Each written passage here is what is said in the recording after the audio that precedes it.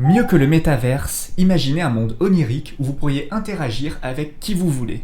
J'entends par là d'autres réelles personnes qui également sont en train de rêver, pas juste des personnages produits par vos rêves.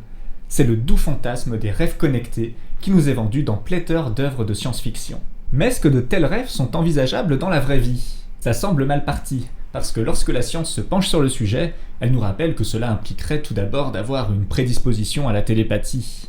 Et oui, parce qu'il faut bien que nos cerveaux réussissent à communiquer depuis nos rêves. Et le problème, c'est que les seuls articles scientifiques qui mettent en avant des capacités de télépathie sont soit publiés dans des journaux de mauvaise réputation, soit absolument impossibles à reproduire par des pairs. Alors quoi, c'est foutu? Game over? À mon avis, oui. Mais pour être honnête, dans la science-fiction, cette capacité est souvent permise par un ajout technologique. Alors afin de considérer pleinement la question, il faudrait aussi se demander si on ne peut pas envisager qu'une technologie nous permette un jour d'enfin accéder aux rêves connectés. Après tout, nous sommes déjà capables de traduire en signaux certains patterns de notre activité cérébrale, comme par exemple pour pouvoir jouer à un jeu vidéo en pensant à des objets spéciaux.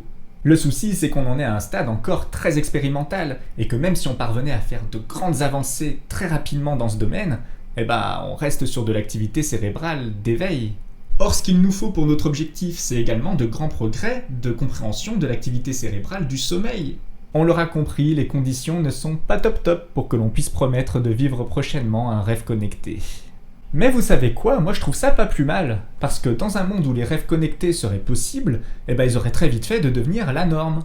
Or, nos rêves actuels, aussi imparfaits soient-ils, ils sont déjà fascinants comme terrain d'introspection et de lucidité.